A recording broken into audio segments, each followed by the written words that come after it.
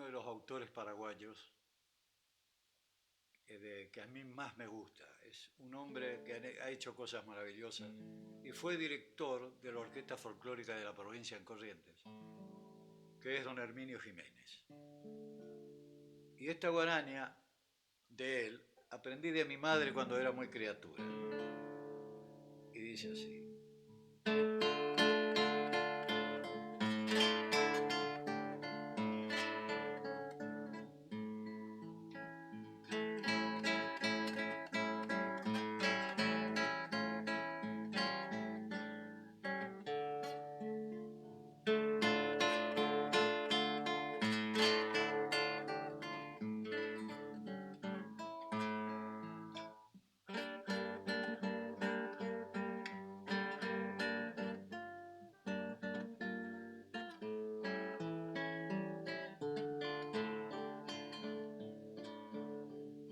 Lejano amor primero de mi niñez, Rogesagaú.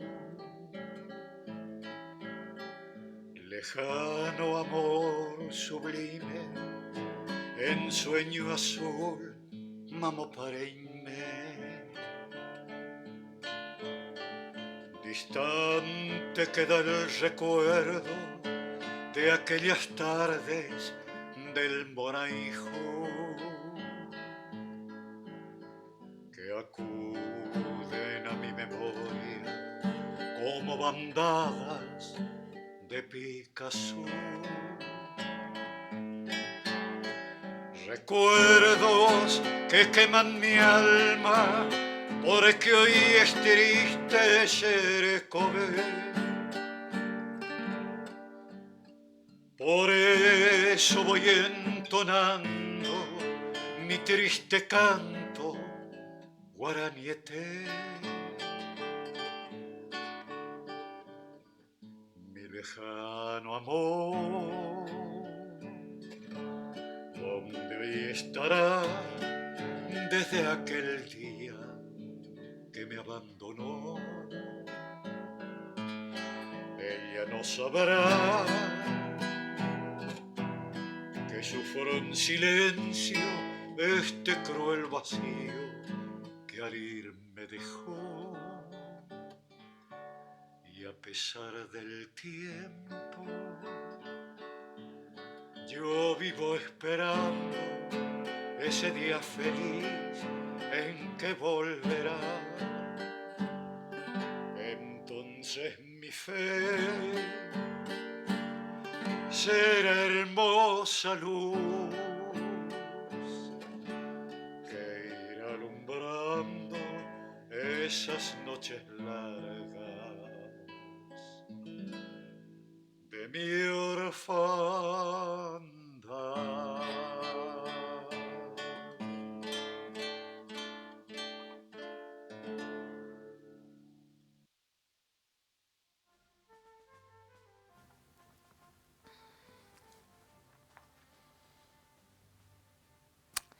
Gracias, don Héctor. Siempre. Gracias. Hermosa guarania. Contando historia. Siguiendo en este tema de la interfaz, de la vida compartida entre los dioses, el Dios de cada quien y su criatura, hecha imagen y semejanza. Y el resto de las criaturas que conforman y forman su creación. ¡Qué maravilla!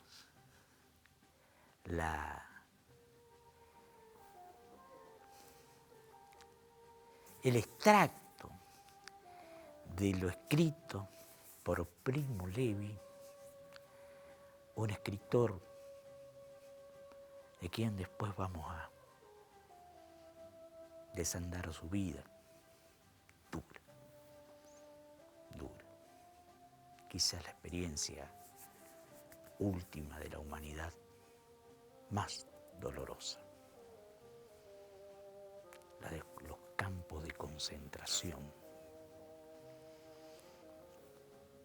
de la Alemania nazi durante la Segunda Guerra Mundial. Qué duro, qué triste. Y esperemos que no retorne esa historia. Se vive en tiempos difíciles. No pensábamos que ya casi promediando la veintena del siglo XXI, la especie humana tropezaría con su misma piedra.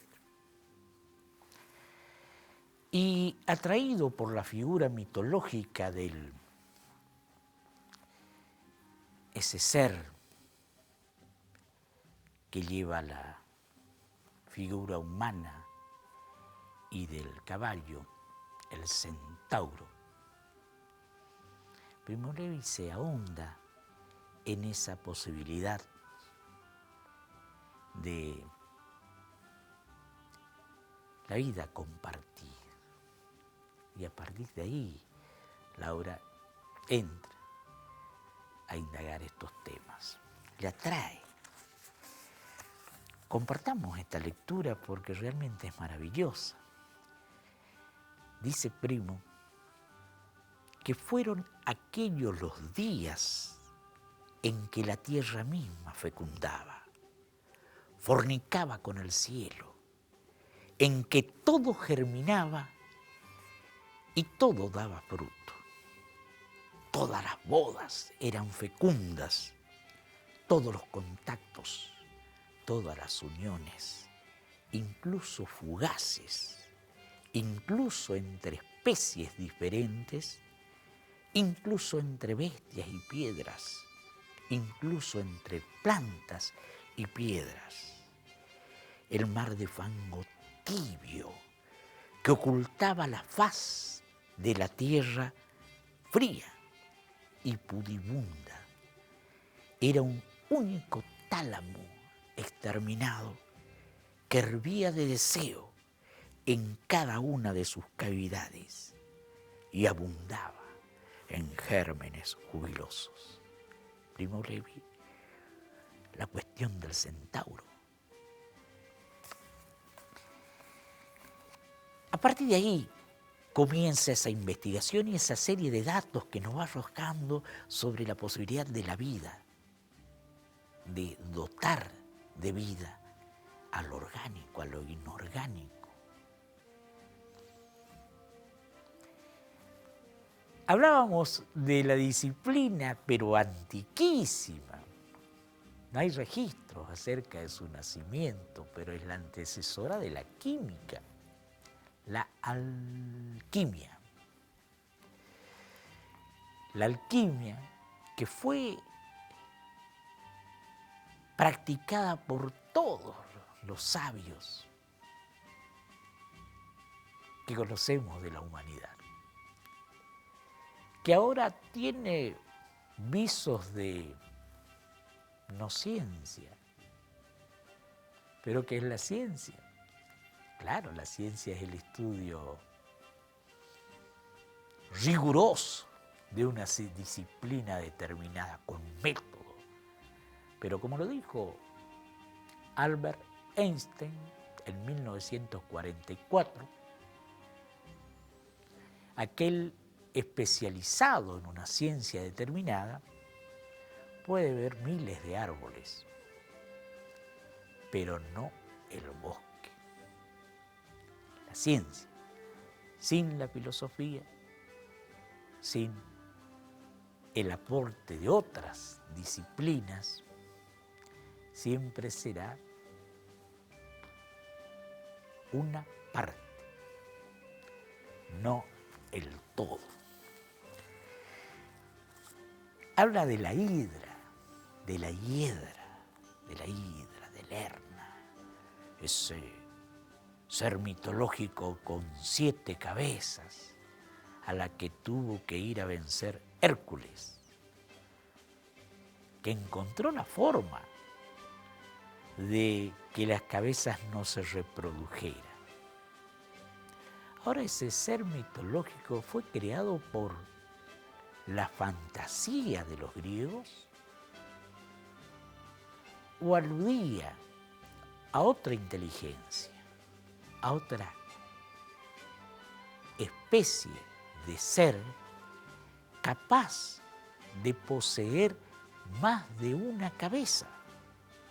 O sea, cabeza como sinónimo de órgano dotado de inteligencia. Como tal, la ira de Lerna es superior al ser humano que tiene una cabeza. Y supuestamente un órgano, la inteligencia, provendría o sería dable en el cerebro. Nos dice, por ejemplo, respecto a la hidra de Lerna, Apolodoro, un antiquísimo filósofo, historiador de la época greco-romana. Como segundo trabajo, le ordenó matar a la hidra de Lerna. Esta, criada en el pantano de Lerna, irrumpía en el llano y destruía el campo y los ganados. La hidra tenía un cuerpo enorme, con 9 cabezas, 8 mortales y la del centro inmortal. Esto lo escribió Apolodoro en su biblioteca. Pues bien,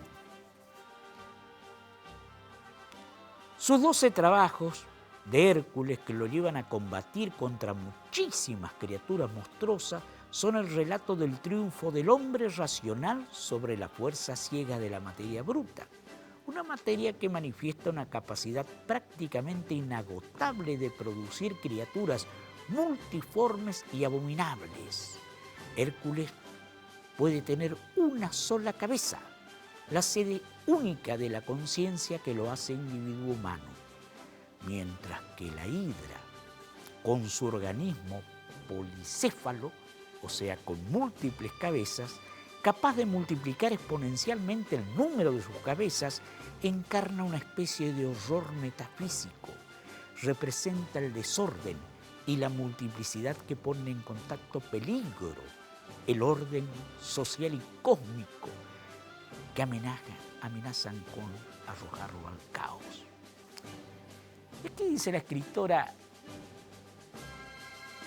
Oiga, quiero romper una lanza en favor de la hidra. Esta fantástica criatura policéfala no es un monstruo ciego y estúpido, sino la encarnación de una forma de inteligencia radicalmente diferente de la de su antagonista humano. ¡Qué maravilla! Los disparadores que presenta. Hablábamos de Frankenstein, esa creación novelesca de Mary Shelley, que en una noche de los Alpes, invitadas por Lord Byron, en compañía de su esposo y del médico de Lord Byron, tuvo la imaginación, la fantasía de crear ese monstruo, criatura de Víctor Frankenstein. Pero, ¿dónde halló sustento para imaginar su criatura? Decíamos ya en programas anteriores que la famosa serie Los Piratas del Caribe no son creación fantasiosa de algún escritor que diera sustento a Hollywood. No, los piratas del Caribe fueron los que estuvieron allí, en las islas del Mar Caribe, holandeses, belgas, ingleses, de cualquier bandera que usaran, y que por su propia cuenta atacaban los galeones españoles, que iban por la única ruta, América del Sur, América Central, hispana, con la carga de riquezas, llevando al puerto de Cádiz, de allí Sevilla y de allí internarse a la Europa. Y allí esperaban los piratas y allí asolaban a los galeones españoles. Entonces hubo que ver la manera de luchar contra ellos y ellos se refugiaron en las faldas de la reina de Inglaterra, que le nombró, por ejemplo, a Francis Drake caballero. Frankenstein nace de las investigaciones físicas realizadas en torno a la electricidad a comienzos del siglo XIX, fines del siglo XVIII, cuyo arquetipo era Luigi Galvani. De ahí viene el término galvanizar, galvanizado, que se usa aún en la electricidad, los cables galvanizados cuando vamos a la ferretería. Luigi Galvani, su sobrino, que hacían experimentos con la electricidad aplicada a los cuerpos, primero a partes de ranas y después a restos de cuerpos humanos, y habrán también experimentado con cuerpos humanos. Y allí fue Shirley y su esposo. Y allí iban las encumbradas familias europeas a ver estos experimentos que se mostraban en salas universitarias, en laboratorios, donde se experimentaba mediante la inyección de descargas eléctricas la posibilidad de dotar de vida a lo orgánico, a restos orgánicos y a lo inorgánico. La novela recrea estas experiencias y su creación fue Frankenstein. Dice Mary Shelley en Frankenstein: vi cómo las hermosas formas del hombre se degradaban y se pudrían, y observé detenidamente la corrupción de la muerte triunfando sobre las rosadas mejillas llenas de vida. Vi cómo los gusanos heredaban las maravillas de los ojos y del cerebro. Me detuve, examinando y analizando todos los detalles y las causas a partir de los cambios que se producían en el proceso de la vida a la muerte y de la muerte a la vida. Hasta que en medio de aquella oscuridad, una repentina luz se derramó sobre mí. Frankenstein. Dice que el proyecto de realizar artificialmente un organismo vivo resuena ya en los experimentos de los antiguos alquimistas. Mucho antes del nacimiento de la química moderna, el médico y alquimista Paracelso reportaba en su De Rerum Natura, en el año 1537, un curioso procedimiento bioquímico para la preparación de lo que definió como homunculus, un organismo sintético con el aspecto de un ser humano de dimensiones muy pequeñas. En 1537, el famoso alquimista Paracelso. Siempre he estado fascinado por el origen ocultista de la química. Los procedimientos alquímicos de Paracelso jamás habían conducido a ningún resultado demostrable y sin embargo la química, en su larga historia, no ha abandonado jamás la ambición de descubrir cómo abrir una puerta desde un reino de polvos y cristales hacia el multiforme dominio de lo viviente. En 1790, y aquí vamos a relacionar con la electricidad, que viene de ámbar, en 1790 Luigi Galvani observó por casualidad que el cuerpo diseccionado de una rana resultaba animado por intensos espasmos musculares cuando los nervios de sus patas eran tocados con un bisturí metálico cargado electrostáticamente. Galvani intuyó que esta reacción debía relacionarse con algo en el interior de los organismos biológicos, una fuerza que definió electricidad animal y que, según Galvani, se transmitía del cerebro al resto de los órganos y producía el movimiento. Vamos a ver después cómo su nieto, Giovanni Aldani, llevó el estudio de la electricidad animal, por él definida como galvanismo, a consecuencias extremas al aplicar los descubrimientos de Galvani al cuerpo de seres humanos y demostrar, exhibir los efectos milagrosos en una serie de demostraciones públicas. Dotar a los organismos de vida, orgánicos o inorgánicos. Es ahí el fin de la ciencia. Seguiremos con esto en nuestras Contando Historias.